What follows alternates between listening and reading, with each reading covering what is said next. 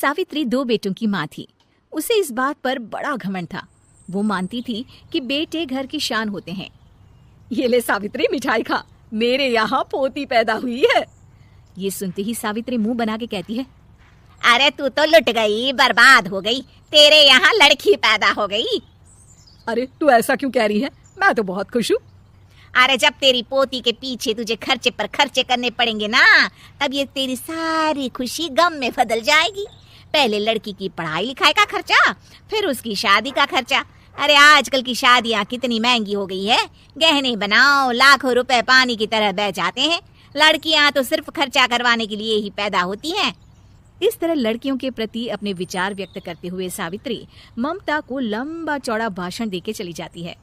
अब तो आप लोग इस कहानी में सावित्री देवी का पात्र अच्छी तरह समझ ही गए होंगे। कुछ समय बाद सावित्री की बड़ी बहू भी एक लड़की को जन्म देती है। फिर क्या था, सावित्री पूरा आसमान सर पर उठा लेती है। हे भगवान, ये तू मुझसे किस जन्म का बदला ले रहा है? अरे मैं तो मंदिर में रोज आकर तुझसे कहती तो थी कि मुझे एक पोता चाहिए, और तूने मुझे पोती दे दी। इतनी मिठाइयाँ और प्रसाद चढ़ाने का क्या फायदा हुआ? तभी सावित्री की बहू निशा कहती है, क्या माँ जी, आप भी इतनी सी बात पर नाराज हो गई हैं? देखिए तो आपकी पोती कितनी सुंदर है, बिल्कुल आप पर गई है। अरे चुप कर, तुझे 9 महीने इतने महंगे महंगे काजू बादाम फल फ्रूट खिलाने का फायदा क्या हुआ?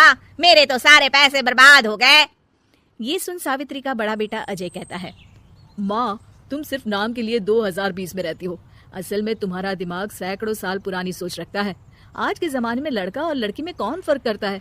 मैं तो बहुत खुश हूँ कि भगवान ने मुझे लक्ष्मी के रूप में बेटी दी है। लेकिन सावित्री पर अजय की बातों का कोई असर नहीं होता। नालायक, अपनी पत्नी की जबान बोल रहा है। मेरा बड़ा बेटा तो हाथ से गया। लेकिन सावित्री देवी हार मानने वाली नहीं थी। वो पोते की चाह में अपने छोटे बेटे विजय की शादी करवा देती है। कुछ समय बाद आखिरकार वो दिन आ ही जाता है जब सावित्री की छोटी बहू गर्भवती हो जाती है। सावित्री इतनी खुश हो जाती है कि वो बच्चे के जन्म से पहले ही सारे मोहल्ले में ढिंढोरा पीटने लगती है। ये क्या सावित्री, तू तो पोते के जन्म से पहले ही मिठाई बांट रही है। पहले पोता पैदा तो होने दे, और फिर क्या पता अगर पोते की जगह पोती पैदा हो गई तो। ये सुन सावित्री चिढ़ जाती है। अरे अपनी काली जबान मत चला, मेरी मिठाई खा के मेरा ही बुरा सोच रही है। बड़ी आई, ला मेरी मिठाई वापस कर। देख लेना, इस बार मेरे यहाँ पोता पैदा होगा, पोता। लेकिन ठीक इसका उल्टा होता है। सावित्री की छोटी बहू भी एक लड़की को जन्म देती है। सावित्री फिर से रोना धोना शुरू कर देती है और अपनी छोटी बहू को कोसते हुए भला बुरा कहने लगती है। देखते ही देखते ये सावित्री की रोज की आदत हो जाती है।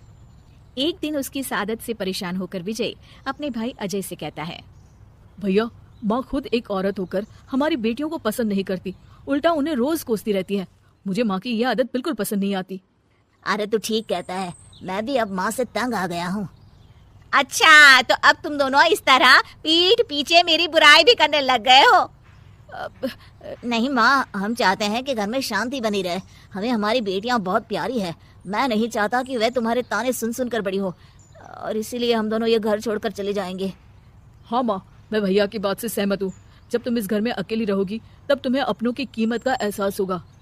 अपने दोनों बेटों के मुंह से अपनी माँ के लिए इतने कठोर शब्द सुन सावित्री भावुक और रुआंसी होकर कहती है, क्या सच में तुम दोनों मुझे इस घर में अकेली छोड़कर चले जाओगे? हाँ माँ। हाँ माँ, अब पानी सर के ऊपर जा चुका है। मैं तुम दोनों के बिना नहीं रह सकती। अपनी सास के आंसू देख अजय और विजय की पत्नी अपने पतियों से लड़ पड़ती है। अरे जिसे जाना है वो जाए, मैं माँ जी को छोड़कर कहीं नहीं जाने वाली। भाभी, आप ये क्या कह रही हैं? वही जो तुम सुन रहे हो, दीदी बिल्कुल सही कह रही है। हम बेटियों के संस्कार हमें सिखाते हैं कि सास माँ समान नहीं बल्कि माँ ही होती है, और उस माँ की जिंदगी भर सेवा की जाती है। बेटे अपना फर्ज भूल सकते हैं, लेकिन बेटियां नहीं। आप दोनों शौक से जा सकते हैं। माँ जी, हम दोनों के रहते आपको किसी बात की फिक्र करने की जरूरत नहीं। फिर क्या था, सावित्री के ऊपर छाए बेटों के घमंड के बादल उसकी बेटी स्वरूप बहुओं के तेज के आगे आंसू के रूप में परिवर्तित होकर सावित्री की आंखों से बहने लगते हैं और वो उन दोनों को गले लगा लेती है। मैं जिंदगी भर बेटियों को कोसती रही, लेकिन आज तुम दोनों को देख मुझे समझ आ गया कि बड़े अभागे होते हैं वो लोग जिनके घर बेटियां नहीं होती।